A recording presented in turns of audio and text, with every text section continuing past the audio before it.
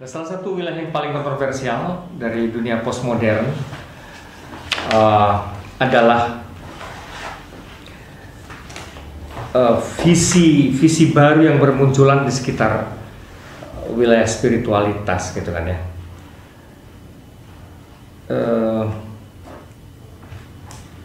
Dan itu mesti dikaitkan dengan riwayatnya di zaman modern dulu. Kenapa visi macam ini sekarang muncul, gitu kan ya. Terus dulu di dalam kerangka modern itu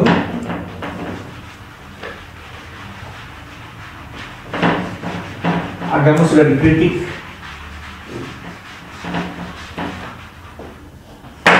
Agama sudah dikritik habis-habisan ya, dengan sangat keras, gitu kan. Dan puncaknya di abad ke-19an itu orang suka menyebutnya abad puncak ateisme ya. Di abad 19 itu ada kritik-kritik mendasar atas agama. Misalnya agama itu dilihat sebagai ilusi kekanak-kanakan gitu. Ilusi kekanak-kanakan atau bahkan sumber sakit jiwa.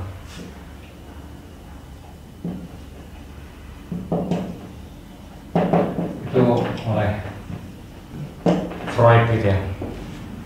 Istilah yang dia sendiri yang sering dipakai adalah wishful thinking gitu. Agama adalah wishful thinking, sekedar angan-angan belaka gitu, ilusi yang childish, kekanak-kanakan.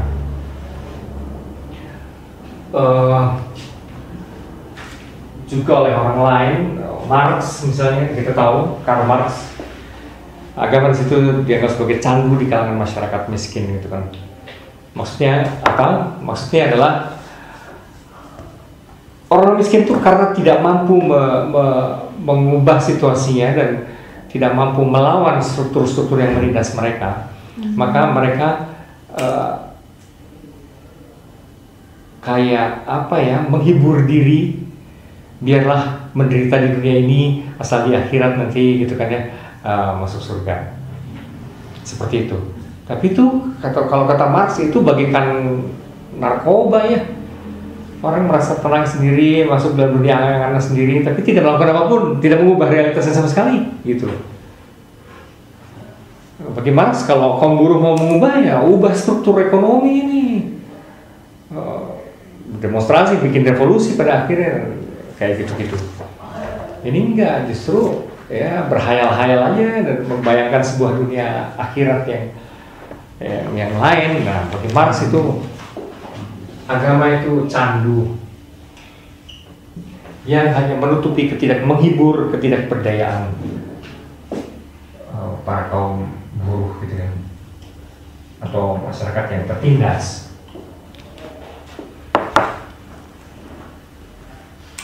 Maka apa ya, agama itu ilusi yang dibutuhkan hanya untuk orang-orang yang lapar, gitu loh. Hiburan untuk ketidakberdayaan orang yang miskin. Lantas kalau bagi kerangka berpikir Hegel dan Comte, agama itu hanya tahapan pemahaman yang belum matang.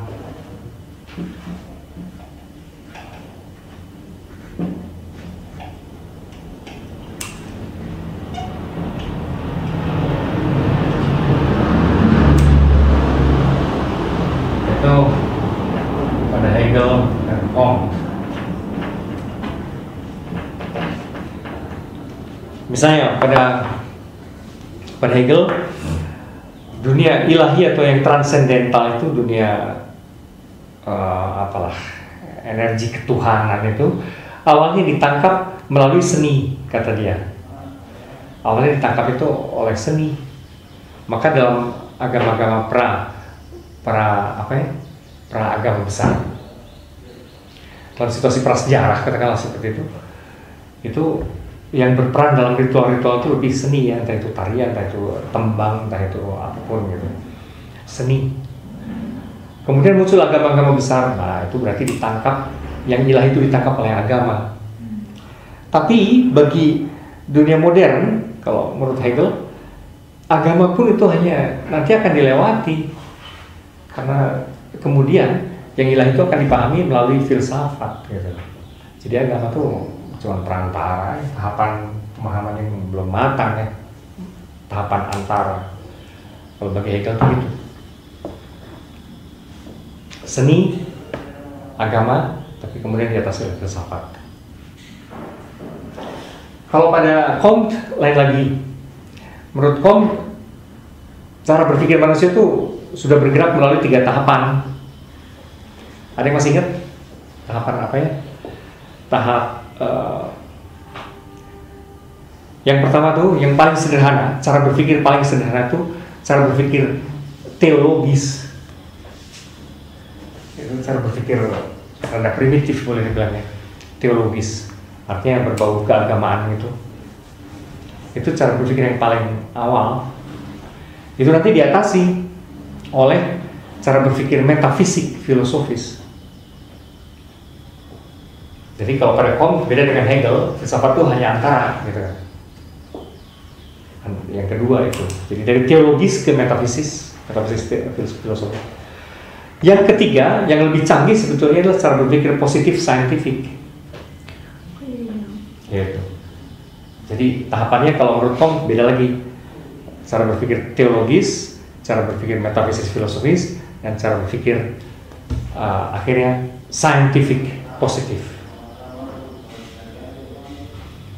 Jadi cara berpikir ilmiah itu yang paling top, gitu loh, dalam evolusi perkembangan cara berpikir itu.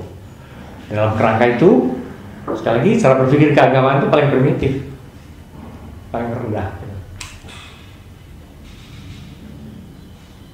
Nah, gitu kan kalau jadi bagi Hegel dan Comte ini agama di situ hanya tahapan yang belum matang, tahapan yang belum matang.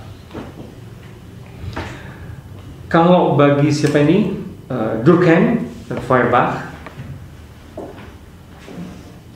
apa di situ kan ya? Ya, agama itu sebetulnya pentingnya, ya oke lah penting, tapi nggak ada urusannya dengan yang ilahi atau apapun. Agama itu pentingnya adalah untuk mempertahankan tata masyarakat dan nilai ideal aja, gitu. Perlu, tapi maksudnya untuk menjaga aturan supaya masyarakat tidak kacau, atau supaya masyarakat itu bergerak ke arah yang nilai yang lebih ideal. Jadi kalau kita suka menyebut dalam agama-agama itu Tuhan itu maha sempurna, maha cinta, maha adil, itu oke. Itu penting aja supaya manusia makin ke arah sana, gitu loh. Keadilan manusia makin ke arah yang maha itu, cinta manusia ke arah yang maha, ya, macam itulah. Tapi tidak penting apakah Tuhan yang macam itu sungguh-sungguh ada, nggak penting kalau bagi Feuerbach. Mungkin juga nggak ada, kalaupun nggak ada juga nggak apa-apa, gitu. Tapi sebagai ideal manusia yang membentuk manusia ke arah lebih bagus gitu, oke, penting. Kalau kata itu Feuerbach ya. Kalau kata ini penting untuk sekedar menjaga tatanan. Ini Durkheim, tatanan masyarakat. Emil Durkheim, kalau penting untuk ideal, sebagai ideal,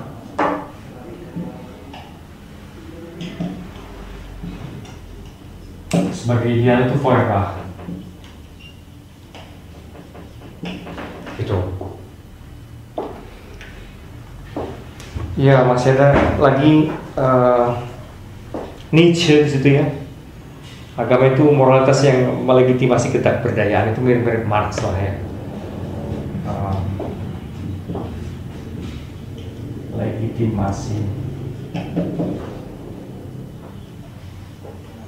moralitas kelompok, moralitas kawanan, legitimasi moralitas kawanan akibat ketidakberdayaan.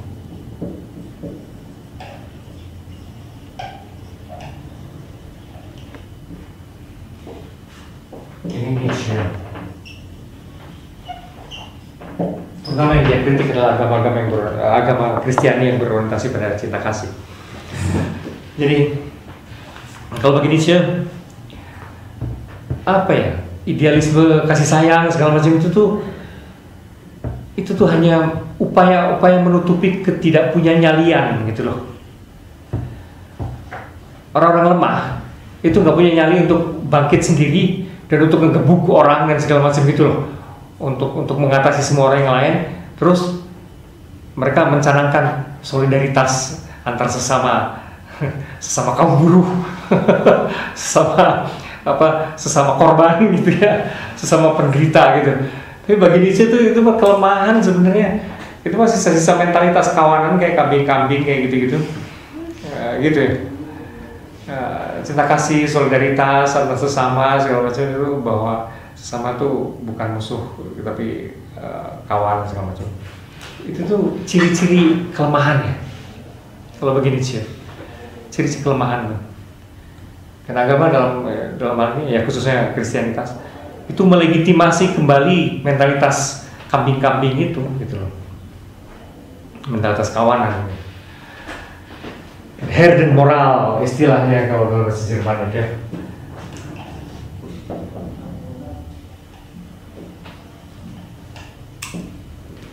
Herden itu kawanan ya. Moralitas kawanan gitu. Yang mengelompok, bergerombol-gerombol, kemana-mana bergerombol-gerombol. Para korban biasanya gitu. Orang-orang lemah biasanya gitu, bergerombol-gerombol gitu. Herden moral gitu ya. Yang diidealkan Nietzsche untuk menjadi hidup bener, menjadi orang kuat gitu ya, tadi yang disebut tadi apa, Übermensch itu. Maka yang diidealkannya adalah bukan moralitas para budak itu, ini moralitas para budak ya. Agama itu melestarikan dan melegitimasi moralitas para budak. Yang diidealkan Nietzsche moralitas tuan-tuan, bukan budak, moralitas majikan. Sebutnya Herren moral.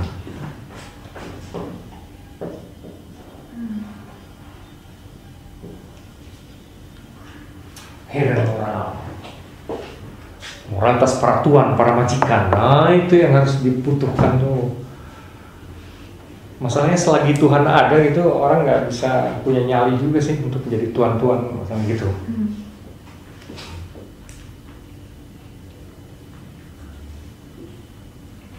Itu Nietzsche. Dan ada banyak, masih banyak sih kritik-kritik lain yang kira-kira yang besar-besar, kritik atas agama gitu. Maka apa ya, suasana modern itu kan memang bertendensi kuat ke arah ateisme memang. Karena sudah babak belur sih agama ini.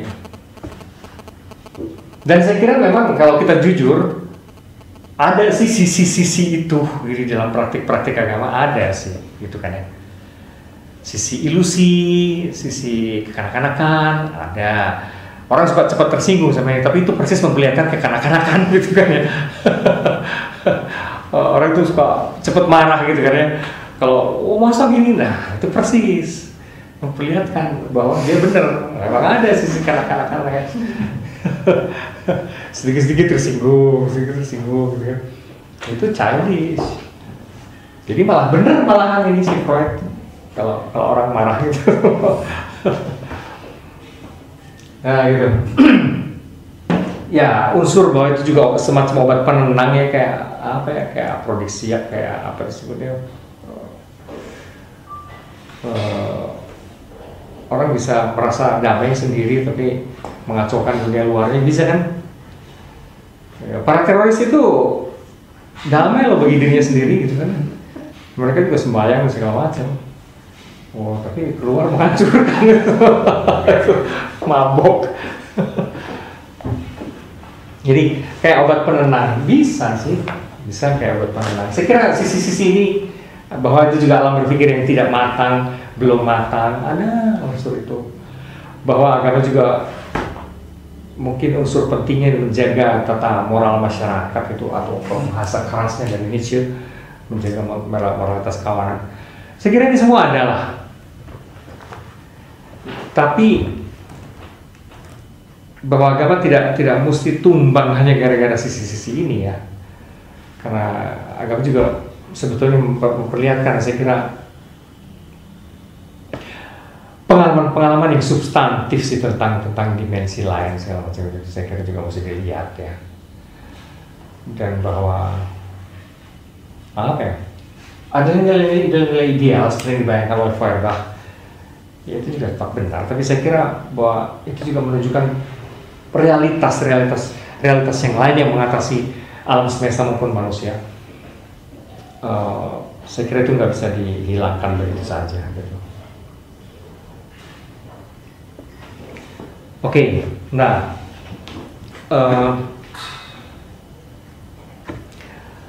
sesudah situasi ini maka kalau orang bilang ada isunya kan di situasi postmodern, orang lantas mengalami kekosongan, depresi dan segala macamnya. Sesudah kritik-kritik itu muncullah kekosongan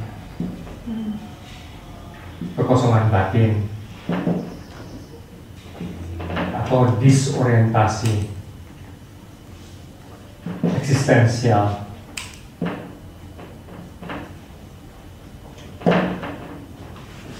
Disorientasi eksistensial, bahwa hidup seperti nggak punya arah gitu kan ya.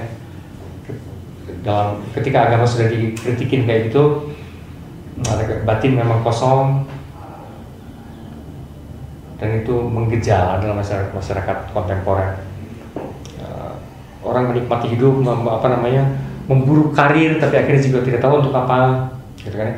Memburu sekedar kenikmatan, aneka kenikmatan material, fisikal, seksual, segala macam itu, hedonistik pendeknya, tapi ujung-ujungnya juga sudah itu apa gitu kan ya. Itu seringkali memang lantas ada kehampaan, ada void, istilahnya itu void, kekosongan, kehampaan, kecemasan yang tak terjelaskan, bukan ketakutan atas hukuman neraka atau mereka sudah jauh lah dari itu, tapi bahwa hidup sendiri jadi ini sebenarnya untuk apa ya?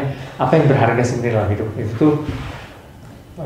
Banyak orang mengalami disorientasi, lantas bunuh diri,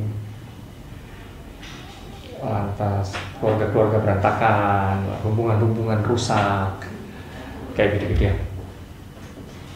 Kekosongan batin, berbagai gejala kekosongan batin. Nah, ini akhirnya membuat orang pada akhir abad 20 dan awal abad 21 memikirkan kembali hal spiritual. Ada banyak alasan sih sebenarnya karena situ ini hanya salah satu alasan ya, kekosongan batin itu. Tapi alasan yang kedua yang mendorong ke arah fokus baru spiritualitasnya.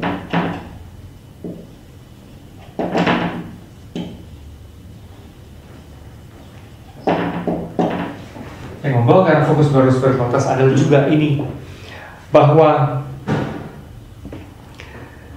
dunia sains akhirnya juga memasuki ranah-ranah yang dulu mereka tabukan, yaitu kesadaran hati, sukma, ruh, segala macamnya. Jadi sains akhirnya juga sampai pada misteri-misteri, pada wilayah-wilayah spiritualitas, katakanlah itulah, pada wilayah spiritualitas yang dulu mereka alergi ya. Wilayah spiritualitas itu apa?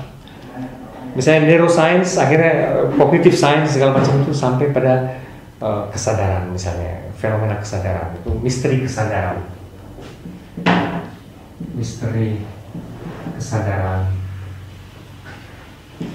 nyawa,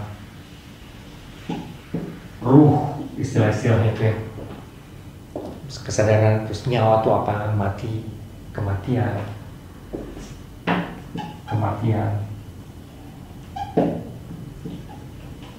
dan sebagainya. Termasuk tadi cinta segala macam itu. ternyata toh jauh lebih misterius daripada sekedar hanya produk hormonal gitu kan ya. Cinta tuh ternyata juga kalau ditelusuri lebih rumit, lebih misterius daripada sekedar yang bisa dijelaskan oleh interaksi hormonal. Jadi apa dong? Jangan-jangan gitu, jangan-jangan itu teh dulu yang diomongin agama sebenarnya. Cuman mereka udah terlanjur alergi kan terhadap agama. Jadi memasuki wilayah-wilayah spiritualitas juga.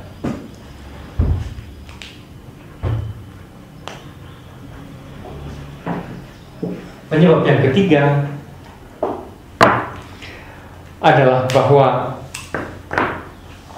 benturan kultur, benturan budaya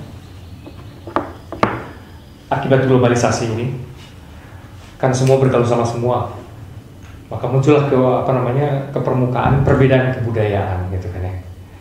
Dan ternyata pada sisi ini saya kira Huntington tidak sepenuhnya salah gitu ya. Saya tahu dia sudah dikritik ancur-ancuran gitu, tapi bahwa kebudayaan itu sebagiannya memang berakar pada aspirasi-aspirasi religius ya, itu tuh saya kira ya juga gitu loh. Sehingga akibatnya benturan-benturan kebudayaan itu memang mau tidak mau menyangkut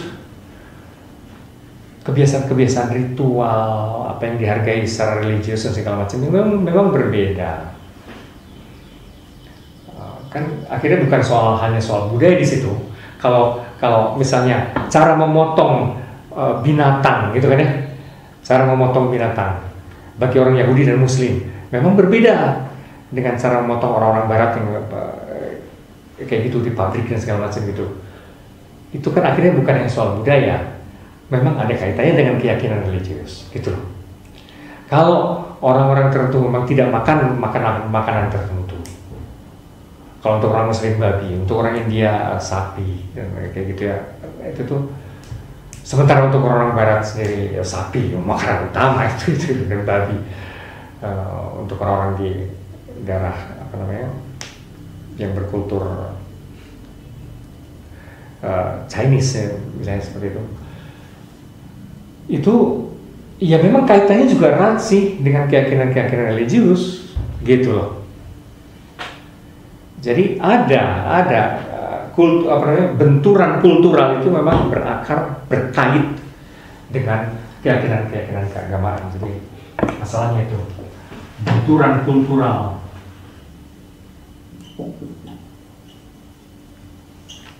global akhirnya memaksa orang memang melihat lebih luas lagi isu agama ya, bukan hanya sebagai beginian gitu loh.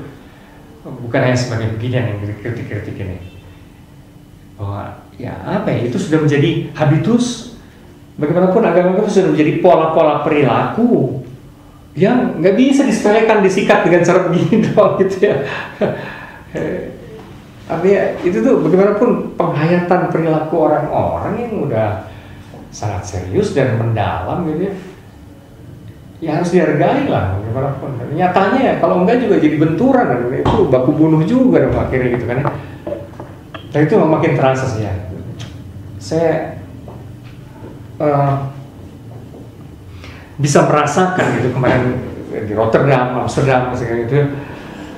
Ketika di seluruh kota begitu banyak orang asing gitu, sampai kalau saya membayangkan saya orang Belanda, saya merasa jadi orang asing di negeri sendiri gitu.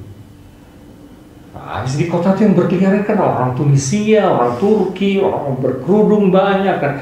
Ini negeri siapa gitu ya? Itu Belanda atau di Iran atau di mana gitu ya? Itu karena di mana-mana kita melihat seperti bukan orang Barat gitu kan ya.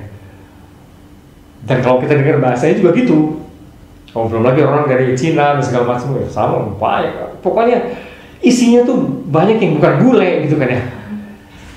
Jadi saya bisa membayangkan saya orang Belanda, saya akan terasing juga dan lantas gimana sih ini jadinya.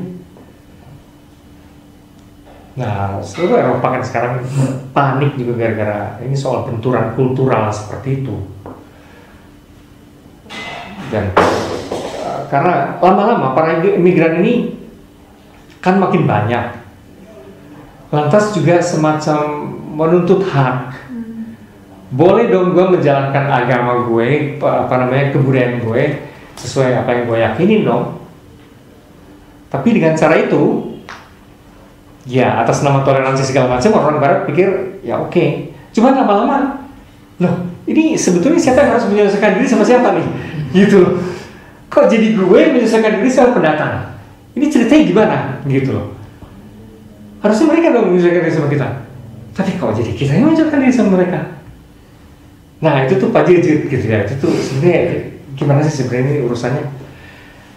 Kalau nggak gitu, nggak demokrasi, nggak multikultural. Tapi kalau multikultural dan demokrasi, gua kehilangan identitas, seperti bukan diri sendiri. Gimana nih? Jadi saya bisa ngerasain itu tuh Pak Ciweh gitu ya, gimana gitu ya. Ya memang itu rumit. Sehingga mau tidak mau memang benturan kultural global itu membawa ke akhirnya isu-isu religius, keyakinan agama,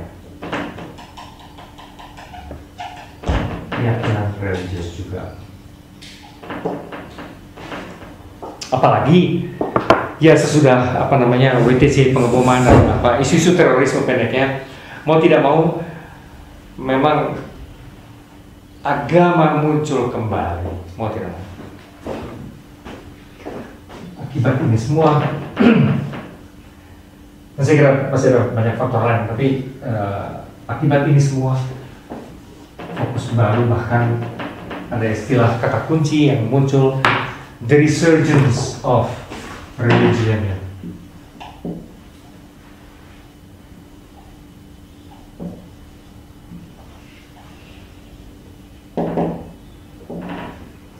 The resurgence of religion.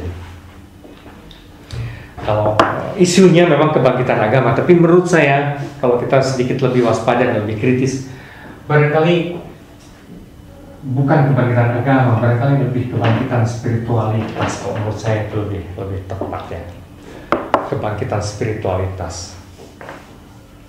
Karena apa? Karena agama-agama sendiri juga dikritikin masih oleh sekarang, kalau dulu oleh orang luar nih, kalau abad 19 ini orang-orang luar, orang ateis. Hari-hari ini agama dihujam aneka kritik oleh siapa? Oleh orang dalam sendiri. Jadi kekatolikan dikritik oleh para pemikir Katolik, Protestantisme Kristen dikritikin oleh orang Protestan sendiri, Islam dikritikin oleh orang Islam sendiri. Terus agama sendiri di situ problematis di dalam dirinya gitu loh. Sementara di sisi lain dunia sains dan pencarian petualangan orang-orang manusia masa kini melahirkan tipe-tipe baru keyakinan spiritual, sehingga menurut saya yang biasa disebut sebagai New Age itu ya, sebutan lain adalah New Age, tipe spiritualitas baru ini. Itu istilah payung sebenarnya untuk aneka spiritualitas. Di situ ada Hare Krishna, ada Sun Myung Moon, ada Maitreya, macam-macam. Itu disebutnya New Age, tipe-tipe spiritualitas baru ini. Dan itu meriap dan sangat serius, merupakan tandingan dari agama-agama konvensional. Sementara agama-agama konvensional sendiri tadi saya bilang dikritik juga, sedang dipersoalkan oleh orang-orang dalamnya sendiri juga. Jadi menurut saya yang lebih tepat yang terjadi hari-hari ini adalah kebangkitan spiritualitas sih barangkali ya. Kebangkitan spiritualitas.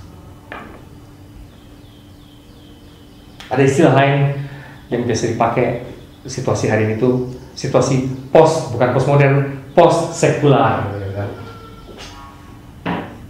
Post sekular katanya.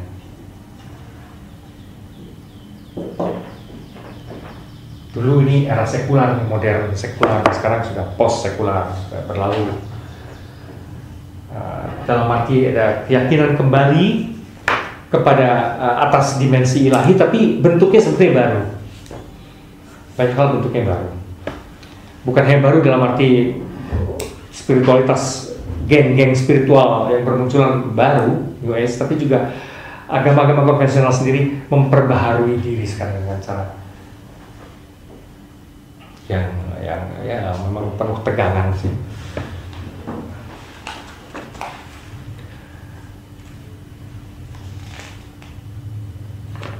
Ya, fokusnya spiritualitas, tapi dalam arti ya pada urusan-urusan rohani.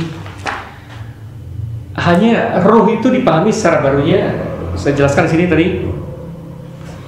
Roh itu misalnya dipahami dalam situasi baru ini. Roh itu bisa energi, inteligensi kosmik, bisa self, bisa sensibilitas terhadap arti hidup, itu SQ, biasanya disebut SQ. Bisa dilihat sebagai kuantum. Wah, kan lain sekali kan. Ini baru ini. Artinya nggak bisa dipahami hanya sebagai dalam kerangka agama-agama konvensional. Nggak bisa. Jadi dalam situasi semacam ini, yang namanya ruh itu konotasinya beda ya. Konotasinya bisa, ruh itu berarti energi, bisa berarti apa? Kuantum, bisa lebih berkaitan dengan inteligensi kosmik.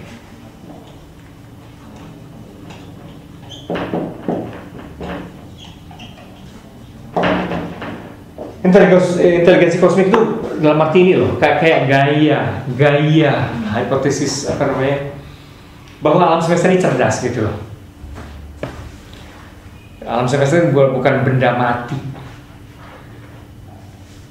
Alam semesta ini dia otak raksasa gitu ya, yang sebagiannya barangkali nongol pada otak manusia, tapi atau sebaliknya kita lihatnya, otak manusia itu hanya sebagian dari otak alam semesta yang maha raksasa gitu.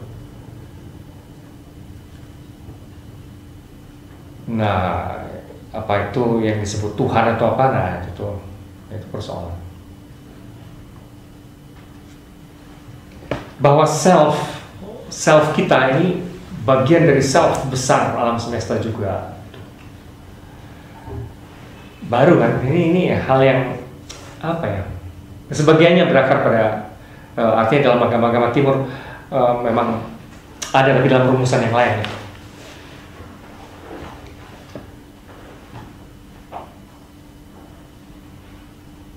Jadi sekarang tuh cenderung misalnya yang namanya ruh itu bukan hanya di dalam diri, tapi juga sekaligus di luar diri gitu kan.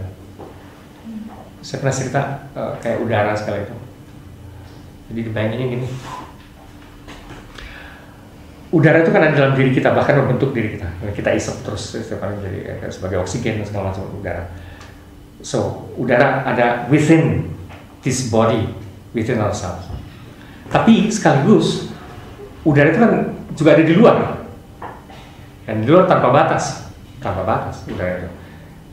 Pertama tanpa batas ruangan sini, meskipun saya isep ini, tapi dia ada kaitannya dengan udara di luar sana, dengan berbagai cara. Udara di luar sana ada kaitannya dengan udara di seluruh kota. Udara di seluruh kota ada kaitannya dengan udara di seluruh dunia. Seluruh dunia ada kaitannya dengan udara dengan seluruh atmosfer semesta. Gitu. Itu kan nggak ada batas. Nah, sama juga dengan itu, ruh itu pada tingkat tertentu dia menghuni tubuh, dan dalam arti itu mempunyai karakter sendiri. Persis seperti udara di dapur, beda karakternya, baunya, semua karakternya, dengan udara di kamar mandi. Beda dengan udara di kelas ini, dengan udara di open air sana, di jalanan yang bau debu, segala macam bau asap. Nah, si ruh ini juga ketika memasuki tubuh, ruh yang ada dalam tubuh-tubuh mempunyai karakter sendiri, menjadi semacam kepribadian kita gitu. Tapi dia sekaligus terkait dan sebetulnya merupakan bagian dari ruh yang lebih raksasa di luar kita.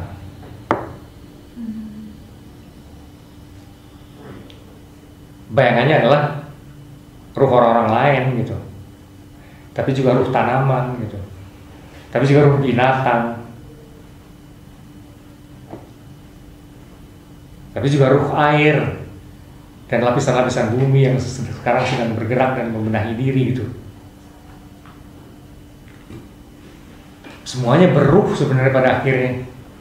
The whole life adalah kecamuk ruh, yang dalam bahasa ilmiahnya adalah energi. Gitu loh. Dibayangkannya gitu.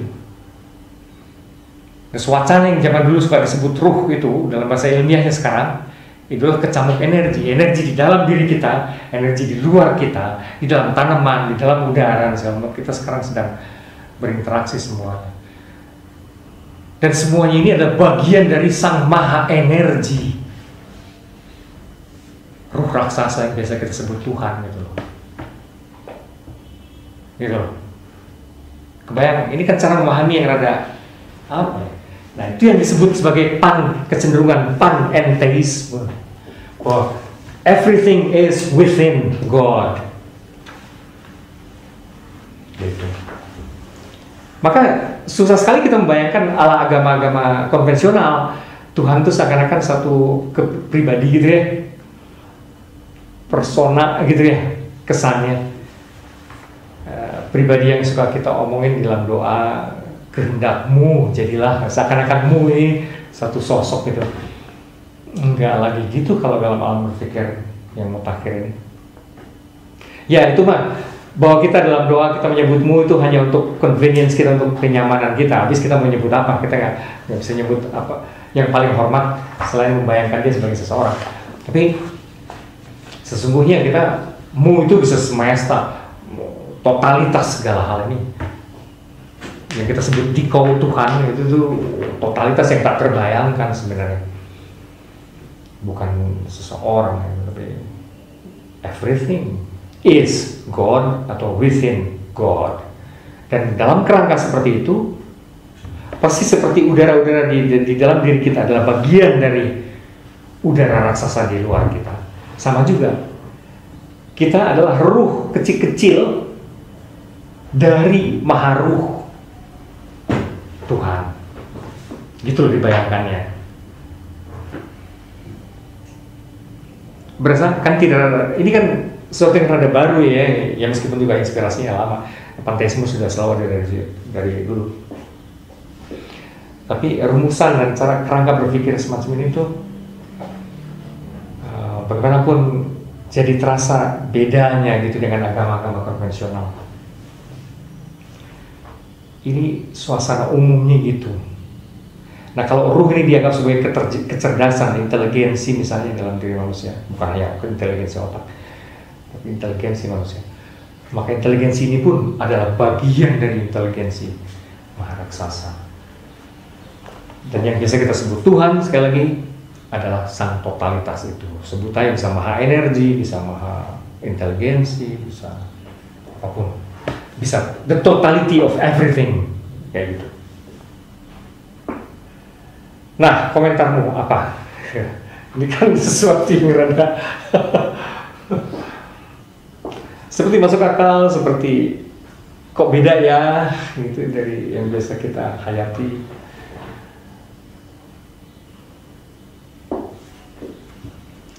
Gimana komentarnya?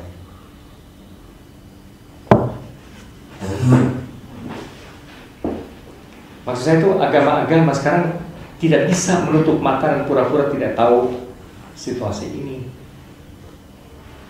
Kalau dia mau merevitalisasi diri, kalau mau betul-betul bangkit juga dianya gitu, ini harus menghadapi kerangka berpikir yang mungkin tampak rada aneh, yang sebetulnya kalau mereka telusuri tradisi mereka masing-masing sendiri, sebetulnya sumbernya sama juga, sudah ada juga dalam tradisi masing-masing. Anggapan ini dari sisi ini sebenarnya tidak baru, tapi perumusan rincian yang baru, istilah yang baru. Kecenderungan panteisme sudah dari dulu, atau emanasi, misalnya teori emanasi bahwa sang Maha Energi Tuhan menyebar, bagaikan matahari yang menyebarkan ini apa sinar alam semesta ini adalah kayak sinar dari sang energi ini. Dari dulu. Teori emanasi sudah sejak zaman Yunani juga ada. Dan sudah kemudian diadopsi oleh para pemikir Muslim dan akhirnya merayap ke dalam dunia Kristiani juga gitu. Plotinos, pemikiran Plotinos. Dari sisi itu sebetulnya ada. Ini bukan baru-baru amat, tapi ini konfigurasi baru atas inspirasi lama. Jadi kalau dilihat dari sudut itu, ya dibilang sangat asing bagi agama juga enggak sih. Tapi kalau istilahnya yang dipakai adalah kayak energi, totalitas, yaitu kesannya kayak agama nggak pernah ngomong soal gitu, inteligensi, kuantum apalagi gitu ya. Oh, apaan gitu, agama nggak ngerti lah soal gini. Tapi sebenarnya itu berbagai istilah segar untuk hal yang ide dasar yang barangkali sebenarnya udah berubah. Celakanya dalam dunia agama konvensional, teori-teori itu, entah itu panteisme, emanasi atau itu memang juga selalu berada di pinggiran ya, tidak pernah menjadi mainstream kan. Itu sebabnya para sufi, para mistikus, para apa juga suka tewas dianggap sebagai bid'ah yang ngaco, padahal jangan-jangan sebenarnya sangat inspiratif mereka ini. Gitu, tapi selalu tidak pernah jadi mainstream. Itu sebabnya kerangka berpikir ini juga bisa terasa asing meskipun inspirasinya sudah selalu ada dari dulu. Kalau dilihat sekarang saya hanya mau membayangkan sama seperti dikatakan tadi itu bahwa agama itu masih dalam tahap ingin sampai ke sananya.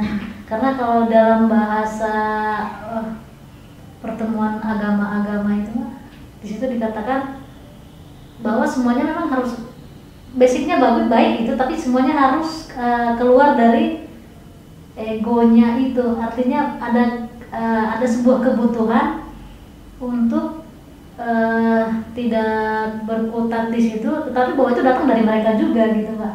Sehingga bisa dikatakan bahwa agama itu punya bahasanya sendiri. Hanya dari mereka itu setelah dilihat kebutuhannya juga ternyata harus beyond gitu loh, keluar dari situ dan melampaui itu. Saya pikir hanya bahasanya saja yang ini Pak. Ya setuju. Maka dengan kata lain, sebetulnya kalau agama-agama mau menemukan nilainya kembali gitu ya, mau menemukan posisinya, justru dia harus keluar. Justru dia harus meraup dan mengintegrasikan atau berdialog dengan semua yang rada aneh ini. Kalau dia menutup diri, entah atas nama kemurnian atau ketakutan atas bid'ah dan segala macam, justru dia akan tertinggal dan zaman konteks sudah kemana gitu, malah jadi nggak terasa, tidak relevan loh. Itu paradoks yang mesti dihadapi agama-agama. Karena kemarin Pak waktu kasus Ahmadiyah itu Pak ya, hal yang sangat menarik itu bahwa pembenaran itu tidak lagi ditarik ke MUI, tidak lagi ditarik ke dogma-dogma, karena semua itu akan menjadi bunuh diri gitu. Ayo kita keluar dari situ, karena di situ bukan di situ penyelesaiannya gitu. Saya pikir bagus juga ide itu datang dari MUI sendiri mengatakan, jangan tanya ke saya, kalau saya mengatakan itu salah, tapi jangan tanya saya gitu. Kita harus keluar dari situ. Ya, saya setuju sih, artinya wilayah ortodoksi ya dengan pretensi kemurniannya itu selalu menjadi rumit masalahnya dalam semua agama. Karena akhirnya siapa yang betul-betul tahu mana yang paling murni dan yang sesungguhnya paling benar? Siapa yang betul-betul tahu? Paling kekuasaan kan, gitu kan. Ujung-ujungnya kan, ya gue nggak tahu dari mana. Pokoknya menurut kan, jadi kalau sudah gitu ya. Maka memang problematis sih kalau ditarik ke ortodoksi, problematis. Saya kira itu pekerjaan rumah yang sangat berat untuk agama-agama hari-hari ini. Di satu pihak mereka pasti tidak rela sistem ortodoksinya rusak gitu kan ya.